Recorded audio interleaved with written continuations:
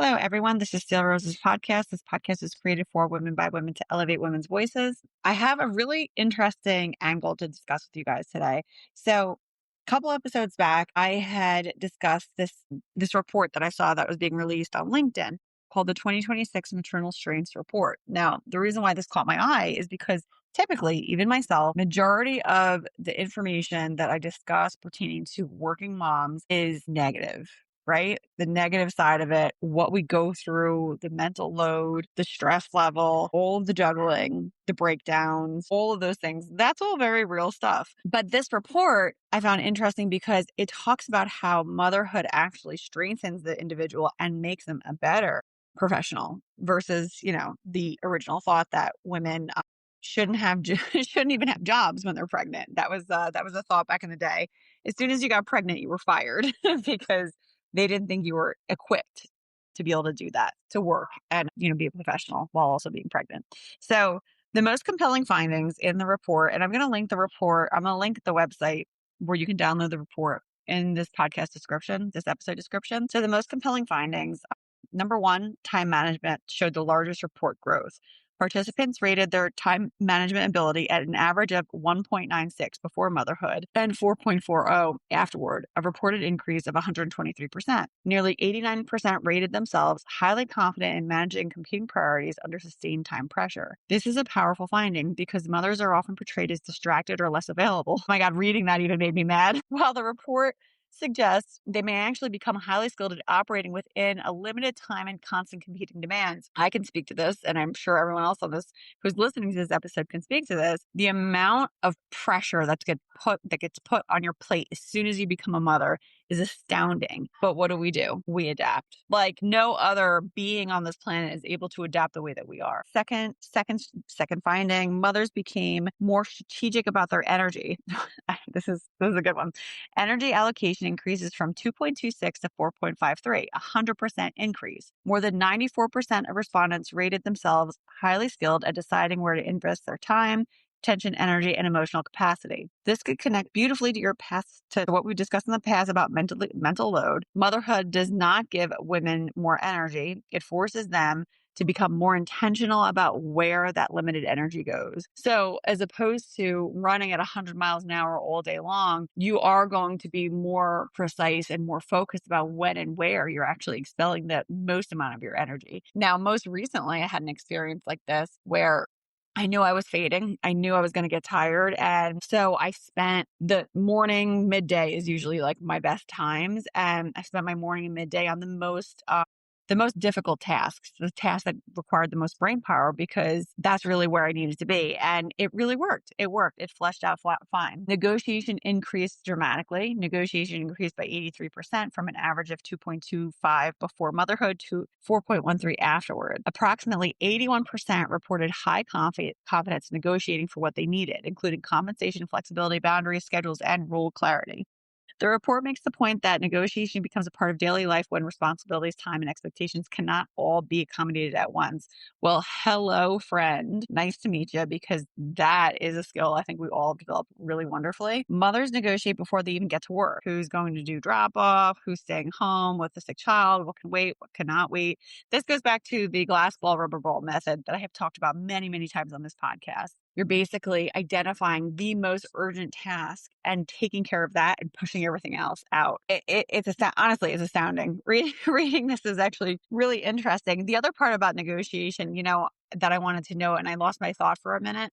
I didn't get as skilled at negotiating for my benefits and salary until after I had kids. Prior to having kids, I was just, what is the offer? And okay, great. I accepted it. After I had kids, the very first time I interviewed after I had kids, the most beautiful negotiation technique popped into my mind. The interviewer said to me, "What are you looking for in this role? What is your desired compensation?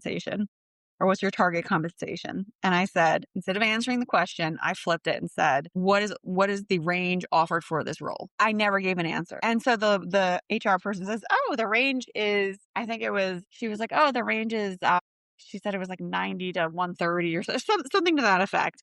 And I said, "Oh, great. That's wonderful. I'm already making 130,000, which I wasn't. I was bull-faced lying. But guess what? It got Jenny Benitez $50,000 increase. So keep that in mind, food for thought. Prioritization became one of mother's strongest abilities. Prioritization increased from 56% from 2.9 to 4.52. Almost 95% of responders rated themselves highly confident in identifying what truly matters after becoming mothers, compared with only 28% before motherhood. One of the strongest lines in the report is, I stopped confusing urgency with importance. OMG. This could really serve like as the whole theme for this whole discussion is once you have a child, the things that fall off your radar as like, this doesn't even matter anymore. It's crazy. The amount of, I can't call it maturity. I can't quite pinpoint it. Now, I'm not saying that women who don't have kids can't achieve any of these things. Absolutely. There's astounding women out there that have selected not to have children and they're amazing. They're crushing it. But for those of us who have had kids and went through this mental shift and this physical shift, this is what's coming out of it. And you're able to identify more quickly, like what has to happen right this minute, because I have all this other important stuff that has to happen too. That becomes just your go-to nature, which is a beautiful, amazing thing that only is unique to mothers. Let me see here. Mothers reported becoming stronger communicators. Communication increased by 60%, while conflict management increased by 41%. Oh my God, I could do whole episodes about that. After motherhood, 75% reported confidence initiating difficult conversations. Absolutely. 82% reported confidence in navigated tension, disagreement, and emotionally charged situations. This challenges the idea that motherhood primarily develops nurturing qualities. The report also suggested that it develops direct communication, de-escalation, boundary setting, and conflict resolution. I hope you're all nodding along and saying, holy crap, yes. Because let me tell you, I work in communications. You know how I feel about communications. I love it dearly, dearly, dearly. I became much more skilled later in life. I've been working in communications industry for 20 years. Spot on. Like this is spot on. My communication skills. And, some of it's out of self-preservation, out of protection for your child. Sometimes you have to have difficult discussions with other individuals pertaining to your kid. I know people that prior to having kids could never address people directly if they disagreed with them. They weren't able to really have those difficult discussions. And after they had kids, it was the easiest thing that they could ever do because there was a reason there that was stronger than any other fear. There was this life in your hands that's stronger than anything else. And that's what's going to drive you to do greater things. Leadership and trust building also improved. Participants reported a 34% increase in leading teams with average ratings rising from 3.19 to 4.27. Trust building increased by 20% and more than 90% of respondents rated themselves highly in that category after motherhood. The report also suggests maternal leadership may become more adaptive, relational, responsive, operationally focused, aware of other people's needs. That does not mean that mothers are all lead identically. Rather, it suggests caregiving may give many women regular practice and the skills required to build trust and lead people through uncertainty. I once had a boss tell me that there was something about me that drew clients in. And he said there's just a way about you. And the way he phrased it, he said, Jenny, there's something about you that pulls the clients to you and makes them trust you on a different level than just a client relationship. It's like the highest compliment a client services person could get. But I do try to lead with empathy. And I do try to show that softer side because I'm going to be a pit bull for you. But I'm also going to make sure that there's other parts that are taken care of that don't pertain to contracts. I'm going to make sure that you feel valued as the client and that you see that we see you and that we're going to do everything we can to make you feel like you're being held up for success. So this report raised an important question. If mothers believe they are developing meaningful leadership capabilities, then why are they still frequently viewed through a professional deficit lens? I know the answer to this, but let me see what this report says. Let's see here. It argues that many workplaces continue to make flawed assumptions. Visibility becomes confused with performance. Yes. Flexibility becomes interpreted as limitation. Availability becomes treated as a measure of leadership. Caregiving becomes interpreted as reduced ambition. The adaptability mothers demonstrate often goes unrecognized. This could be the emotional advocacy focused center of this discussion as well. The problem may not be that mothers became less capable. Problem may be that the workplaces are still using outdated measurements of what capability looks like. No SHIT. Obviously, if you really think about those bullets, visibility becomes confused with performance, flexibility becomes interpreted as limitation.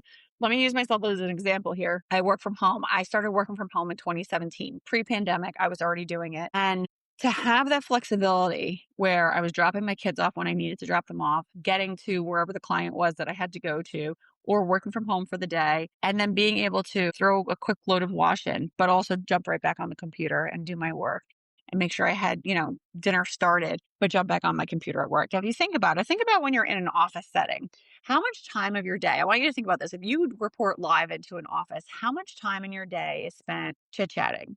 How much time of your day is spent just kind of like going to the break room or the kitchen area or the coffee room or going for a walk with your coworkers? Think about that, because I actually think back to the days when I used to be live and in person. I had to commute in was about an hour, right? I worked in New York, so the commute in was about an hour or so, depending on traffic. And I'd get to work at about 9:00, 9:05. And then I would probably break for about an hour or so midday for lunch. But I would also have breaks during the day where I'd be walking back and forth from conference rooms and, chatting with people. And you're kind of like in the mix and in the flow. You're not chained to your desk the whole day. Really think about this, right? But you still achieved your work. Like, you still got things done. Well, working from home as a mom, I mentioned, yes, the flexibility of being able to do some homemaking things and still be a homemaker while I'm working. But that also means that if I have something that I know is lagging behind that I need to get done, my boss said it perfectly when she was reviewing me the once. She said, "Jenny, I know when I give you something, you're just going to get it done. It really doesn't matter the time frame to me. I'm going to make sure that it happens. I know I have a deadline coming up that's actually pretty critical. I'm going to be working really late tomorrow." Like, it just is what it is. This is what it is. And I will adapt myself to be able to make sure that I'm here for my kids, here for my husband, but also there for my job and make sure my job is getting the attention that it needs. So there's some recommendations in here for employers. So the report calls for organizations to treat returning from parental leave as a supported leadership transition, not merely an administrative return. Evaluate outcomes, communication, trust, and execution rather than physical visibility. Train managers to interrupt assumptions about ambition, availability, and commitment. Keep mothers in leadership pipelines by continuing to offer promotions, stretch assignments, and high visibility opportunities. Normalize flexibility without attaching career penalty. Expand access to pumping, support, and postpartum mental health services. Recognize that leadership can be developed through caregiving responsibility and lived experience, not only formal management programs. The study included 354 mothers surveyed between February 20th and April 30th, 2026. 79% were based in the United States. 64% worked full-time. Participants represented different industries, career levels, countries, family sizes, and stages of motherhood. The findings were based on retrospective self-assessment. Women were asked to rate how capable they remembered feeling before motherhood and how capable they felt afterward using a 5-point scale. That can be a little bit tough. And I can see here where it might be interpreted that the number's a little bit skewed because you think back, and you have to reflect on what you were like prior to being a mom. One of the biggest shifts that I noticed after I had my son was my empathy. I feel horrible saying this out loud, but it is what it is. And the people that know me now and work with me now think it's like the funniest thing ever when I talk about this, but I was pretty much a pain in the butt to work with. And I really didn't care, what you had got going on at home. I didn't really care about anything personal that you had. If we had to get a job done, I was going to be like raising hell, making sure that things got done. Not a good person to work with. Toxic. Just not overall good person to work with. After I had my son and I came back to work, the things that were crushing before and that were just like huge blows in the grander scheme of things felt less weighty. It's a very strange thing to discuss, but it felt less weighty. I did personally experience a lot of shifts after I had my kids. And one of them actually was a driving force to do more, which sounds crazy. It's counterproductive, right? Because it's like, you're already doing a lot. You have 3 children at home that are infants. You are doing it. You're crushing it. But to me, I had 3 infants. I need to make sure that I need to make sure that with my 3 infants that I'm able to provide for them. Now, yes, like my husband worked, but because of my history and because of what I went through, growing up, I needed to make sure that I individually could care for my kids if I needed to. If push came to shove, I need to make sure that I could stand on my own 2 feet. That's where I ended up. So this whole thing is really, really interesting. Motherhood really does not erase ambition or capability. It may change how women work, what we tolerate, how we prioritize, and how we lead. But the question is whether workplaces are sophisticated enough to recognize those changes as strengths. I don't think in my working time frame, perhaps when I get older and I am sitting at the top with everybody else at that point, perhaps then we will see a shift. I was thinking about this recently that the biggest shifts are going to happen when the generation that's currently leading starts to fall back. It starts to step away. And my generation, the generation that was born in the 80s, that is a little bit more self aware, starts to step up and step into place. And I think that's where we're going to see the most definitive changes. So I'm going to link the report into the episode description so you guys can take a look at it and download it. Thank you so much for being here with me today. I appreciate all of you, and I will catch you on the next one. Take care.